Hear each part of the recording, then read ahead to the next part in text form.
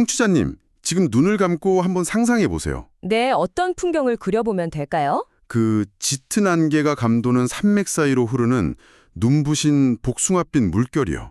현실에는 존재하지 않을 것 같은 완벽하고 고요한 이상향의 풍경입니다. 아, 듣기만 해도 마음이 참 평온해지는 풍경이네요. 그렇죠. 그런데 이제 장면이 갑자기 바뀝니다. 사방이 붉은 화염에 휩싸여 있고요. 끔찍한 전장으로 변하는군요. 네, 어깨를 깊게 베어서 피를 철철 흘리는 한 승려가 깎아지른 절벽 끝에 서 있습니다. 그의 뒤로는 중무장한 적군의 기마대가 당장이라도 칼을 겨누고 있죠. 정말 이제 절체절명의 위기 상황이네요. 그런데 이 승려의 품에는 금은보화가 아니라 방금 말씀드린 그 평화로운 이상향이 그려진 비단 두루마리 하나가 꼭 안겨 있습니다. 아, 그 비단 두루마리요? 그리고 그는 적에게 항복하는 대신에 그 두루마리를 품고 성난 강물 아래로 그냥 몸을 던집니다. 청취자 여러분, 환영합니다. 오늘 우리가 살펴볼 이야기는 바로 이 극적인 대비에서 출발합니다. 정말 한편의 영화 같은, 아니 어쩌면 영화보다 더 비현실적인 장면이죠. 이번 심층탐구에서 다룰 주제는 바로 1592년 임진왜란이라는 그 참혹한 전장 속에서 벌어진 두 가지 엇갈린 선택에 대한 이야기입니다. 네, 조선왕조 최고의 걸작으로 꼽히는 안평대군의 몽유도원도, 즉 꿈속에서 복숭아꽃이 피는 이상향을 여행한 그 그림을 둘러싸고 벌어진 사건들이죠. 맞습니다. 우리는 오늘 선조실록과 백과사전의 역사적 기록, 그리고 묶은 꿈이라는 소설적 기록을 한데 모아서 거대한 퍼즐을 맞춰볼 겁니다. 이번 시간의 핵심 미션은 아주 명확합니다.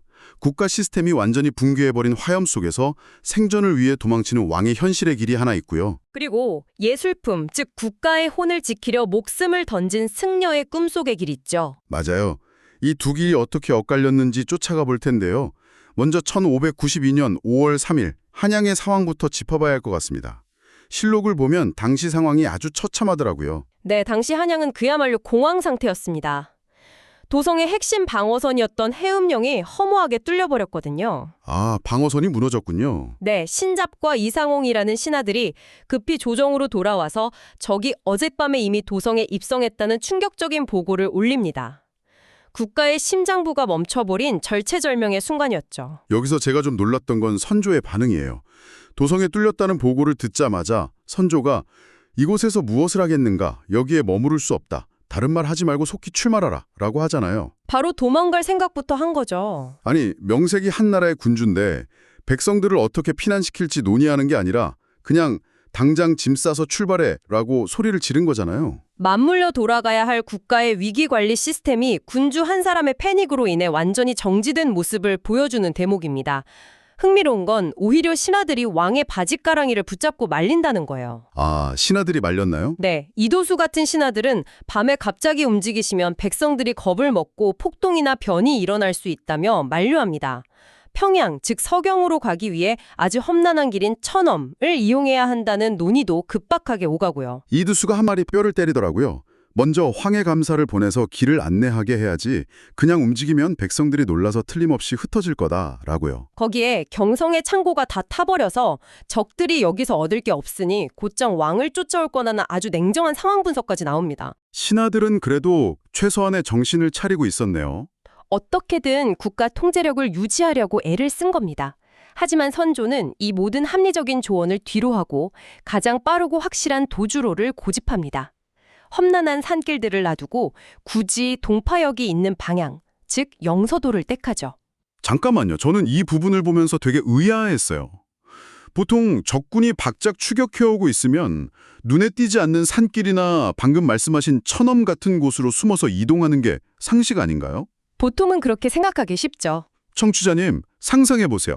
이건 마치 거대한 글로벌 기업의 CEO가 본사가 불길에 휩싸였는데 직원들의 동요는 뒷전이고 어떤 고속도로를 타야 가장 빨리 도망갈지 묻고 있는 격 아닙니까? 왜 왕은 굳이 그 눈에 띄는 길을 택한 겁니까? 그게 바로 이 상황의 핵심입니다. 백과사전 기록을 통해 동파역과 영서도의 전략적 의미를 보면 선조의 심리가 정확히 읽혀요. 영서도라는 역도망에 속한 동파역은 평소 한양, 고양, 파주를 거쳐 의주까지 있는 핵심 사행로였습니다. 아, 사행로라면 그 명나라 사신들이 오가는 대규모 외교 루트 말씀하시는 거죠? 그렇습니다. 조선에서 가장 크고 잘 닦인 대로였죠. 기록을 보면 이 동파역의 규모가 상당합니다. 어느 정도였길래요? 영리가 32명, 영노비가 21명, 그리고 상등마 사필을 포함해 무려 14필의 영마가 완비되어 있었습니다. 평소 사신을 접대하느라 국가 인프라가 초집중된 곳이었죠. 아, 듣고 보니 왜 그랬는지 딱 이해가 가네요. 그러니까 왕이 선택한 길이 비유하자면 초당력 재난이 닥쳐서 아수라장인데 오직 최고의 급 VIP들만 탈 수 있게 뚫어놓은 재난 대피용 전용 고속도로 같은 거였네요. 아주 적절한 비유입니다. 산길로 숨어들면 적의 눈은 피할지 몰라도 왕과 일행이 먹고 자고 이동할 물자를 조달할 수가 없거든요. 아, 은밀함보다 속도와 편의가 더 중요했던 거군요. 맞습니다. 선조에게 필요했던 건 바로 그겁니다. 곳곳에 영마가 있고 물자가 비축된 영서도는 지배층의 물리적 생존을 위한 최적의 탈출구였던 거죠. 와, 진짜 씁쓸하네요. 평소에 백성들의 고열을 짜내서 만들어 놓은 인프라가 정작 나라가 망하기 직전에는 왕 혼자 편하게 도망치는 데 쓰였다는 거잖아요. 바로 그 지점이 1592년 5월 조선 국가 시스템의 붕괴를 보여주는 민낯입니다. 실제적 권력을 가진 왕은 그렇게 현실의 대로를 타고 손살같이 도망을 칩니다. 그렇게 왕이 잘 닦인 아스팔트 같은 길을 타고 쌩안이 달아나 보인 바로 그 시간, 버려진 고향 대자함에서는 완전히 다른 비극이 벌어지고 있었습니다. 네, 시점은 왕이 도망치기 하루 전인 5월 2일입니다. 청취자 여러분, 이제 무대를 왕의 피난길에서 참혹한 약탈의 현장으로 옮겨보겠습니다. 대자함이 꽤 중요한 곳이었다면서요? 대자함은 단순한 산사가 아니었습니다. 세종대왕의 숨결과 소헌왕후의 위패가 봉안된 아주 상징적인 공간이었죠. 깊숙한 곳에는 귀중한 왕실 보물들이 숨겨져 있었습니다. 하지만 도성까지 뚫린 마당에 절이 무사할 리가 없죠. 묵은 꿈의 묘사를 보면 불당의 문이 부서지고 피가 튀는 아수라장 속에서 일본 장수 시마주 요시히로 앞에 비단으로 쌓인 목함 하나가 받쳐집니다. 네, 시마주는 평생을 전쟁에서 보내며 칼에 피가 마를 날이 없었던 냉혹한 전쟁강이었습니다. 그런데 솔직히 저는 이 다음 장면에서 약간 갸우뚱했어요. 적장에 피가 묻은 칼을 쥐고 있는 무자비한 장소가 낡은 비단 두루마리를 펼치고는 완전히 압도당해서 침묵에 빠지잖아요. 안평대군의 붓끝과 복숭아빛 물결을 보면서 말이죠. 아니 아무리 그림이 명작이라지만 방금 전까지 사람을 베던 전쟁광이 그림 하나 보고 철학적인 감동을 받아서 특별 취급을 한다는 게 이게 상식적으로 납득이 되나요? 그런 의문이 드는 게 당연합니다. 단순한 전리품으로 봤다면 그냥 잘 싸서 보관하라고 했겠죠. 하지만 시마즈가 겪은 이질적 감정을 이해하려면 그가 서 있던 현실과 그림 속 이상의 엄청난 낙차를 봐야 합니다. 아, 낙차요? 네, 시마즈는 지금 불타고 있는 대자함 한가운데 서 있습니다. 지붕이 무너지고 피냄새가 진동하는 참혹한 파괴의 현장이죠. 완전 지옥도네요. 그런데 두루마리가 펼쳐지는 순간 눈앞에 나타난 건 무력으로는 절대 닿을 수 없는 완벽한 고요와 평화의 세계였습니다. 그는 자신이 약탈한 게 단순한 재물이 아니라 시간이며 100년 넘게 이어져 온 조선의 정신임을 깨달은 겁니다. 아, 그러니까 단순히 와 이거 비싸겠다가 아니라 일종의 압도적인 경외감 같은 걸 느꼈다는 거군요. 대자함이 불타는 붉은 빛이 그림의 복숭아빛과 겹쳐지는데 시마즈가 이렇게 명령하잖아요. 이것은 따로 보관하라. 불 속에 넣지 마라. 바로 그 대목이 핵심입니다. 그림은 칼로 베거나 불로 태울 수 없는 침묵과 꿈의 세계를 보여주거든요. 현실의 왕은 궁궐해버리고 도망쳤지만 역설적으로 종이 쪼가리에 불과한 이 그림은 전쟁 속에서도 흔들리지 않는 조선의 진정한 정수를 상징했던 거네요. 맞습니다. 시마즈는 무력으로 조선을 짓밟았다고 생각했지만 파괴 불가능한 문화적 승리 앞에서는 굴복할 수밖에 없었던 거죠. 전범마저 멈추게 한 힘이네요. 자, 그럼 여기서 이야기가 정말 흥미진진해집니다. 청취자 여러분, 상황을 정리해볼까요? 왕은 도망갔고 적장은 그림에 홀려 따로 보관하라고 했습니다. 그렇다면 이 버려진 땅에서 과연 누가 이 그림을 지켜낼 것인가? 무력할 왕을 대신에 나선 것은 32살의 상처 입은 이름 없는 승려 해문이었습니다. 이 묘사가 진짜 스릴러 영화 같아요. 동료들이 몰살당하는 와중에 어깨에 칼을 맞고 죽은 척 숨어있던 해문이 도망가는 대신 왜군을 추격하잖아요. 상식적으로는 도저히 이해할 수 없는 행동이죠. 무기도 고작 나무 다듬는 짧은 칼 하나뿐이었습니다. 부상당한 승려가 중무장한 적진에 잠입한다는 건 자살행위나 다름없었죠. 그러니까요. 심지어 병사 2명을 해치우는데 진짜 숨이 막힙니다. 그런데 제일 충격적인 건 해문이 금부치 같은 건 쳐다보지도 않고 오직 그 비단 두루마리 하나만 챙긴다는 거예요. 해몽이 두루마리를 품에 안았을 때 이상하게 따뜻함을 내뿜는 촉감이 묘사됩니다. 그건 단순한 골동품이 아니라 화염 속에서 유일하게 남은 조선에 살아있는 온기였던 겁니다. 하지만 타랑극은 오래가지 못하죠. 심하지가 직접 12명의 기마 추격대를 이끌고 밤의 숲을 뒤집니다.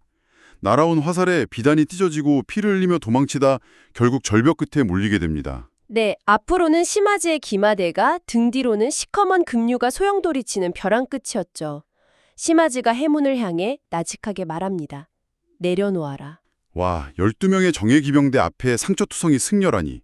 심하제는 당연히 해문이 살기 위해 그림을 내모을 줄 알았겠죠.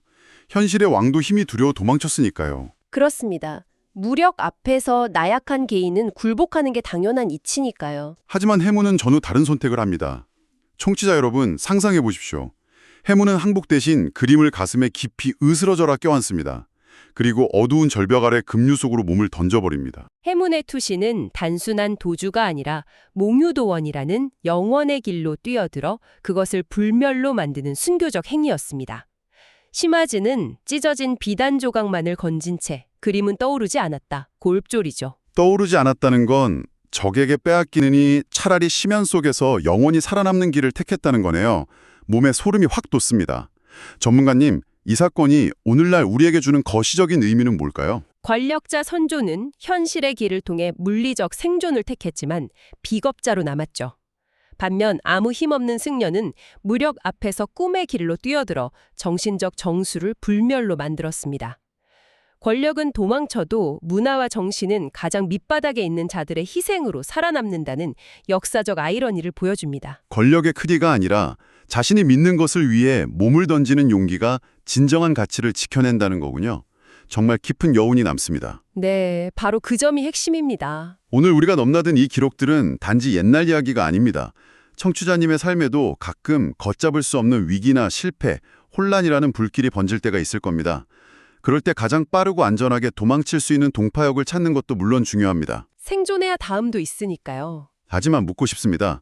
당신의 삶이 잿더미가 된 것 같은 그 순간, 벼랑 끝에서 절벽 가래로 몸을 던져서라도 끝까지 품에 안고 지켜내야 할 결코 불타지 않는 단 하나의 두루마리, 즉 핵심 가치나 꿈은 무엇입니까? 스스로에게 던져볼 만한 아주 무거운 질문이네요. 오늘 몽유도원의 좁은 길을 떠올리며 당신만의 지켜야 할 아름다운 꿈을 곰곰이 생각해 보시기 바랍니다.